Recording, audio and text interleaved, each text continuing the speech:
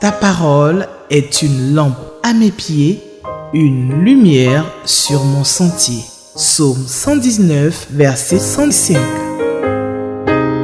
La méditation.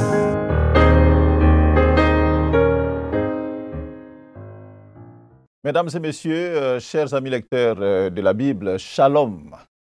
Bienvenue à votre émission journalière Méditons ensemble avec la Ligue pour la lecture de la Bible en collaboration avec Espérance TV de l'Église méthodiste unie Côte d'Ivoire. Le lecteur de la Bible 2024 qui est notre outil de travail, bien sûr, sous la Bible que nous lisons, nous propose pour cette journée de mercredi 22 mai 2024, le texte de Actes des Apôtres, le chapitre 2, de verset 37 au verset 47. J'espère que vous avez votre lecteur. Je rappelle que le lecteur électronique est disponible pour vos iPhones et autres. Il faut aller sur Google Play ou Play Store et puis vous téléchargez Lecteur de la Bible 2024, de sorte que partout où vous êtes, vous pouvez avoir le passage du jour, le commentaire et puis méditer votre texte. Alors, notre texte donc, Actes chapitre 2, verset 37 au verset 47. Nous allons prier et demander au Seigneur de nous conduire dans notre méditation. Seigneur, nous te remercions pour cette opportunité. Ta parole est une lampe à nos pieds et une lumière, Seigneur, sur notre sentier. Viens et éclaire-nous encore par cette parole-là, au nom de Jésus. Le contexte de ce passage que nous allons lire, c'est que depuis 3 jours, nous avons abordé un nouveau thème que le lecteur de la Bible a intitulé « Quand le Saint-Esprit est présent ». Et il est tiré du chapitre 2 du livre des Actes des Apôtres et qui rapporte un événement fabuleux et merveilleux. C'est le jour de la Pentecôte. La Pentecôte qui a suivi l'enlèvement de notre Seigneur Jésus. Il s'agit de l'effusion du Saint-Esprit qui a été promis. Les 120 personnes qui étaient à la chambre haute depuis que le Seigneur a été enlevé furent tous remplis du Saint-Esprit et ils se mirent à parler en d'autres langues selon que l'Esprit leur donnait de s'exprimer. La scène est pratiquement surréaliste et surprend la multitude donc de personnes venues de tous les horizons à Jérusalem pour la fête des semaines. Et il est dit d'ailleurs dans Actes le chapitre 2, à partir du verset 9, pour montrer donc ce monde assez composite qui était là, à ce moment-là. Il y avait des Parthes, des Mèdes, Élamites, ceux qui habitent la Mésopotamie, la Judée, la Cappadoce, le Pont, l'Asie, la Phrygie, la Pamphylie, l'Égypte même était présente, le territoire de la Libye, voisine donc de Cyrène, donc l'Afrique est présente, et ceux qui sont venus de Rome, donc d'Europe, juifs et prosélytes, crétois, arabes, eux tous sont là, et puis ils peuvent entendre donc les 120 disciples remplis du Saint-Esprit en train de parler en langue et dans leur langue d'ailleurs.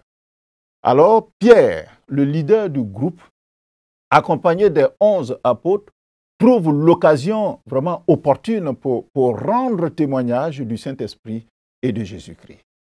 Il a été relevé dans ce passage que nous méditons aujourd'hui, le 3e jour, que quand le Saint-Esprit est présent, beaucoup de choses se passent. Et nos tests passés, nos méditations passées, nous disent que quand le Saint-Esprit est présent, le courage est là. Pierre, qui était craintif autrefois, il peut soutenir donc sa foi devant une multitude de personnes venues du monde entier. Quand le Saint-Esprit est présent, la connaissance est là. Pierre a la bonne interprétation de la Bible pour attester donc ses dires. Quand le Saint-Esprit est présent dans notre vie, la parole se réalise. Joël chapitre 2, verset 28 à 30, donc, qui avait été une prophétie sur la venue du Saint-Esprit, se réalise là. Quand le Saint-Esprit est présent, Jésus-Christ est prêché. sa personne et ses œuvres sont exposées avec exactitude. Rappelons-nous le Seigneur Jésus qui disait que quand l'Esprit viendra, il nous enseignera toutes choses le concernant. Quand le Saint-Esprit est présent, les verrous de l'ignorance sont brisés. Quand le Saint-Esprit est présent, la révélation est accompagnée de certitude dans le langage. Dieu a fait Seigneur Jésus-Christ qui a été crucifié. C'est ça que le Saint-Esprit donne donc d'annoncer. Notre texte de ce jour est la troisième partie de cette série sur la présence du Saint-Esprit. Les questions qui nous sont proposées par le lecteur, c'est la question numéro 1 plutôt, de quoi ou de qui parlent ces versets. Et puis la question numéro 3, y a-t-il un exemple à suivre ou à ne pas suivre? Et la question numéro 7, quelle vérité Dieu me révèle-t-il? Prenons Actes des Apôtres, le chapitre 2, à partir du verset 37 jusqu'au verset 47. Je lis avec vous, chers téléspectateurs. Après avoir entendu ce discours, ils eurent le cœur vivement touché, et ils dirent à Pierre et aux autres apôtres, « Hommes frères, que ferons-nous » Pierre leur dit, « Repentez-vous, et que chacun de vous soit baptisé au nom de Jésus-Christ pour le pardon de vos péchés, et vous recevrez le don du Saint-Esprit. Car la promesse est faite pour vous, pour vos enfants, et pour tous ceux qui sont au loin, en aussi grand nombre que le Seigneur, notre Dieu, les appellera. » Verset 40. Et par plusieurs autres paroles, il les conjurait et les exhortait, disant, « Sauvez-vous de cette génération perverse. » Ceux qui acceptaient sa parole furent baptisés, et en ce jour-là, le nombre des disciples s'augmenta d'environ 3000 âmes. Verset 42. Ils persévéraient dans l'enseignement des apôtres, dans la communion fraternelle, dans la fraction du pain et dans les prières. La crainte s'emparait de chacun et il se faisait beaucoup de prodiges et de miracles par les apôtres. Verset 44. Tous ceux qui croyaient étaient dans le même lieu et ils avaient tout en commun. Ils vendaient leurs propriétés et leurs biens et ils en partageaient le produit entre tous, selon les besoins de chacun. Ils étaient chaque jour, tous ensemble, assidus au temple. Ils rompaient le pain dans les maisons et prenaient leur nourriture avec joie et simplicité de cœur. Verset 47 enfin, louant Dieu et trouvant grâce auprès de tout le peuple. Et le Seigneur ajoutait chaque jour à l'Église ceux qui étaient sauvés. Voilà donc notre texte qui se présente comme ci. Nous allons répondre donc à la première question, de quoi ou de qui parlent ces versets? Nous avons dit que le titre qui a été donné à tout ce chapitre, le chapitre 2 de Actes des Apôtres, c'est « Quand le Saint-Esprit est présent ». Alors, la première observation dans notre texte, quand le Saint-Esprit, bien sûr, est présent, c'est la prise de conscience au message de l'Évangile et la repentance qui s'ensuit, bien sûr. La foule curieuse qui a été comme subjuguée par les 120 personnes qui étaient en train de parler leur langue et dire des merveilles de Dieu. Ils ont écouté Pierre parler avec autant de courage, avec tellement d'audace et de conviction, parce que les paroles que Pierre était en train de leur dire tiraient leur source donc des Écritures, de la Bible, de la Torah donc qu'ils avaient, et ça ne venait pas donc d'une sagesse humaine. Alors, ces gens vont prendre conscience de la réalité de leur situation. Le verset 37 nous dit ceci, que après avoir entendu ce discours, ils eurent le cœur vivement touché ils dirent à Pierre et aux autres apôtres, « Hommes frères, que ferons-nous? Que ferons-nous » Ils sont stupéfaits et fortement convaincus par le Saint-Esprit. En effet, le Seigneur Jésus disait ceci du Saint-Esprit dans Jean le chapitre 16, le verset 8. Il dit, « Quand il sera venu, c'est-à-dire le Saint-Esprit, il convaincra le monde en ce qui concerne le péché, la justice et le jugement. » C'est ça l'œuvre du Saint-Esprit. Tout ce qu'ils ont entendu de Pierre n'est que vérité. Cependant, leur question, que ferons-nous, est teintée de désespoir. S'ils sont responsables d'avoir crucifié leur Messie, que pouvaient-ils faire exactement pour se racheter? Ces hommes auxquels les apôtres parlent ne sont pas nécessairement des idolâtres. Et plusieurs même ont une certaine piété. Ils sont circoncis. Peut-être ils ont été baptisés du baptême des pharisiens ou de celui de Jean, car ils sont venus à Jérusalem pour la fête des semaines, qu'on appelle en hébreu le Shavuot, et que le grec a appelé Pentecôte, Penta, c'est-à-dire 50e, car c'est la fête qui a lieu 50 jours après la fête de la gerbe des prémices, nous dit Actes le chapitre 2, verset 5. Cependant, malgré leur piété, Pierre leur dit que eux tous, sans exception, doivent se convertir. Et chacun doit recevoir le baptême de Jésus-Christ et le don du Saint-Esprit. Et parce que c'est en Jésus-Christ seul, le Fils de Dieu, que des pécheurs peuvent être réconciliés avec Dieu le Père.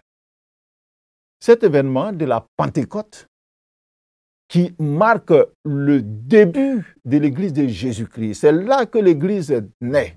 Donc cet événement de Pentecôte se déroule devant une multitude venue du monde entier.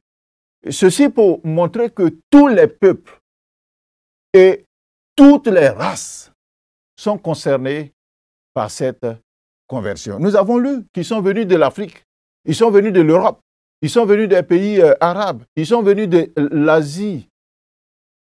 Et le verset 39 d'ailleurs le dit si bien. Il dit que car la promesse est pour vous, pour vos enfants et pour tous ceux qui, au loin, en aussi grand nombre que le Seigneur, notre Dieu, les appellera.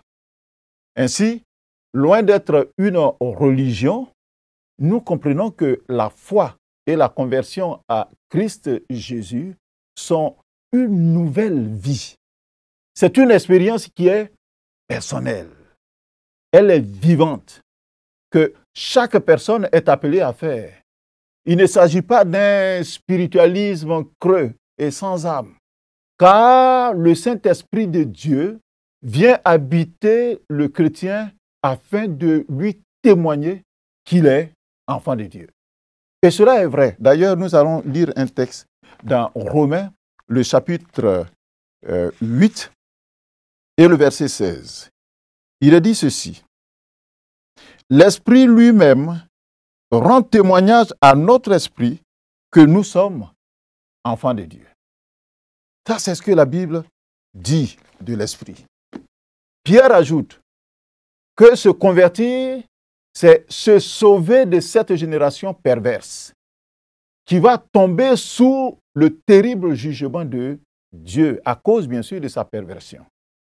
Avec toutes ces explications, 3000 personnes conscientes de leur état de péché et de perdition, ils vont décider de donner leur vie à Christ afin d'être sauvés de la condamnation de Dieu. Chers téléspectateurs, as-tu fait toi aussi ce pas décisif et salutaire de donner ta vie à Jésus pour le pardon de tes péchés? As-tu reçu le baptême de Jésus et le don du Saint-Esprit? Si ta réponse est oui, alors tu es heureux. Aujourd'hui, tu es heureux et demain, tu le seras encore, parce que Jésus-Christ est en toi. Si ta réponse est non, que tu n'as pas fait ce pas décisif, alors comme Pierre, je viens ce matin te conjurer et t'exhorter à te hâter de répondre positivement à cette invitation. Sauve-toi de cette génération perverse, parce que cette génération est vouée à la condamnation.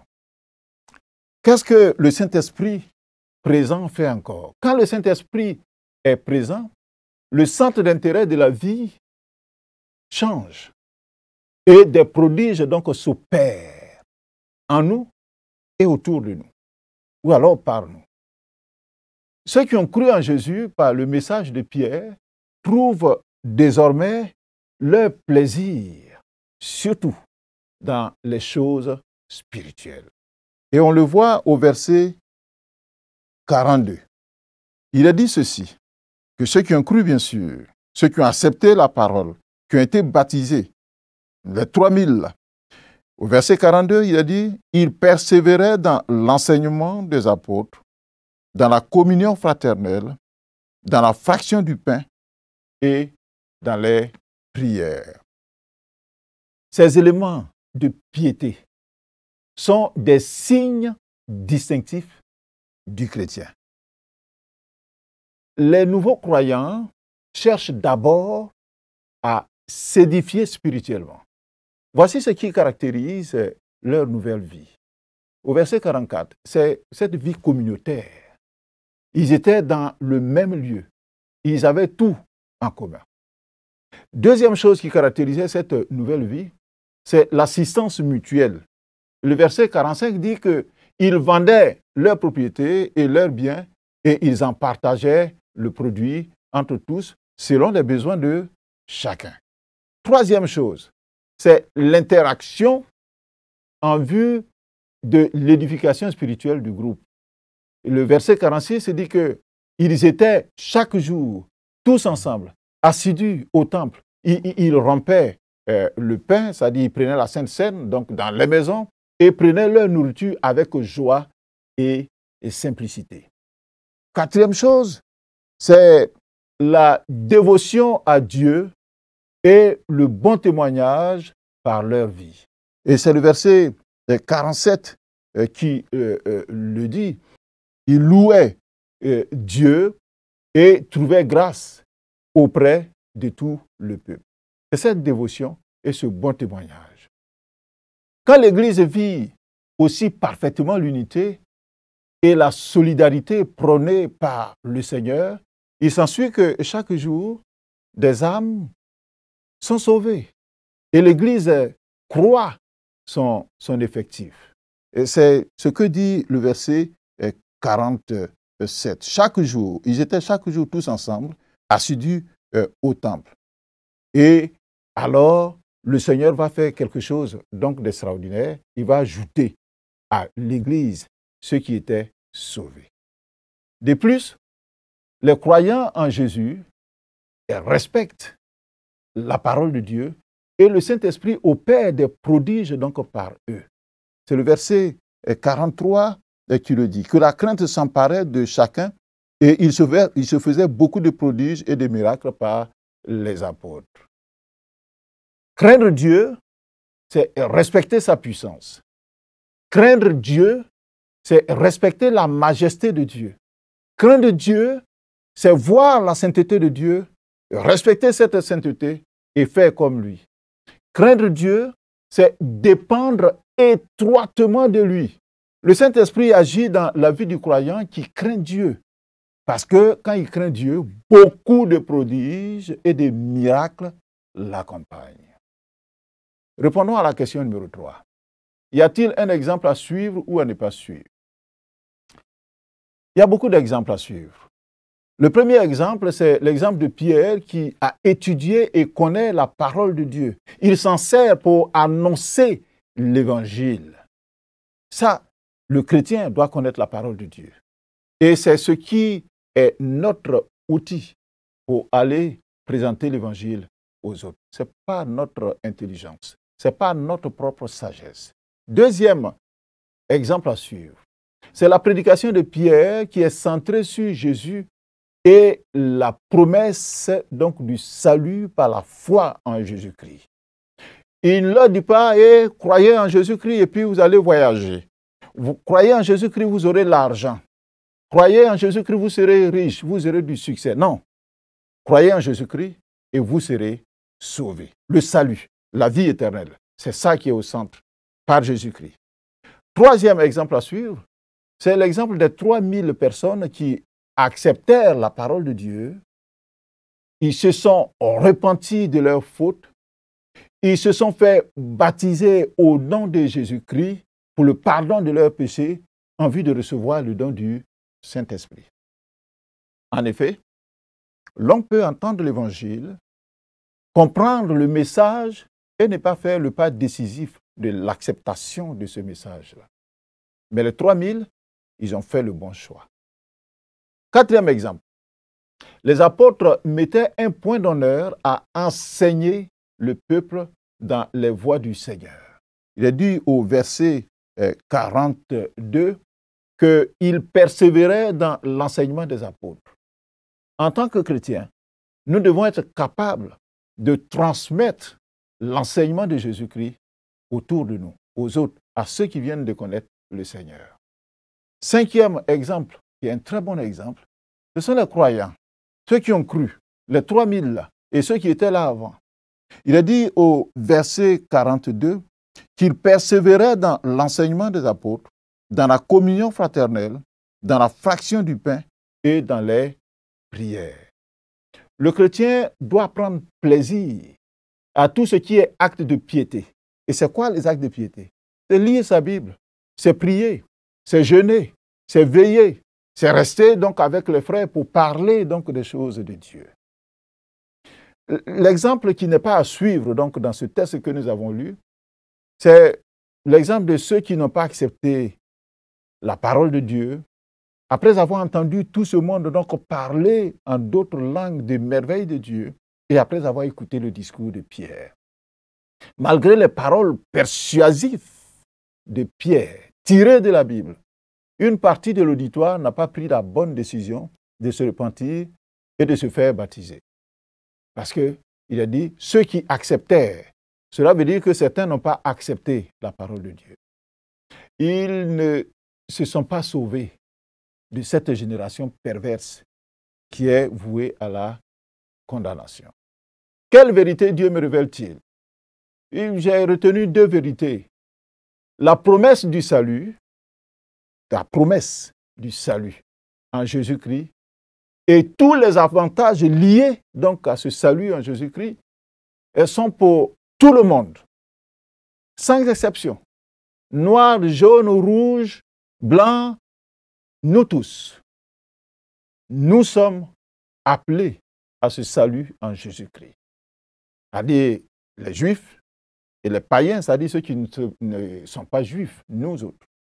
Il est dit dans le verset 39 que la promesse est pour vous, pour vos enfants, pour tous ceux qui sont au loin, en aussi grand nombre que le Seigneur, notre Dieu, les appellera.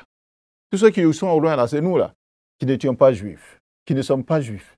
Mais Dieu nous appelle donc à ce salut. Quelle grâce nous avons.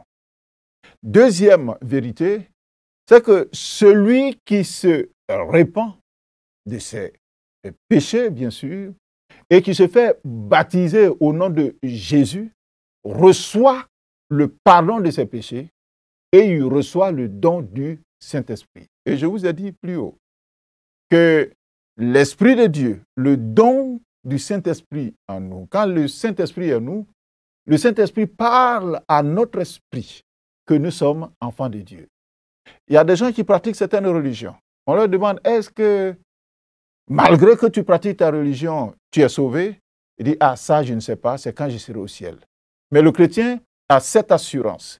Parce que l'Esprit de Dieu témoigne à notre esprit que nous sommes enfants de Dieu. Quelle grâce nous avons.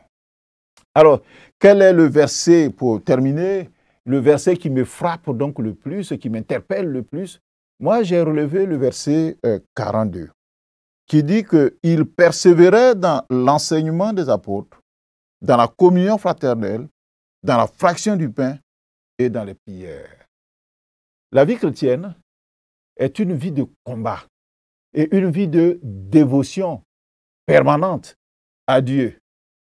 Elle se nourrit de l'enseignement tiré de la Bible, elle se nourrit de prières, elle se nourrit bien sûr de la lecture quotidienne afin de s'imprégner de Dieu et de ses principes et de ses lois, de ses commandements, et elle se nourrit de communion fraternelle. Quand on est chrétien, on cherche les autres chrétiens, on cherche à rester avec eux, on cherche à vivre avec eux, on cherche à s'édifier avec eux. Voici ce que je voudrais partager avec vous ce jour sur ce texte que nous avons lu, Actes chapitre 2, verset 37 au verset 47. Que le Seigneur vous bénisse. Nous allons prier pour terminer notre méditation. Seigneur Jésus, je te remercie pour le pardon de mes péchés parce qu'en croyant en toi, je reçois. Et en me repentant de mon ancienne vie, c'est-à-dire en quittant l'ancienne vie de péché et en venant à ta grâce, je reçois ton pardon. Ton esprit vient m'habiter et ton esprit me témoigne que je suis ton enfant. Désormais, je deviens un instrument entre tes mains et comme Pierre, je peux proclamer le salut, ta parole aux autres. Merci Seigneur pour ces grâces qui sont les miennes désormais.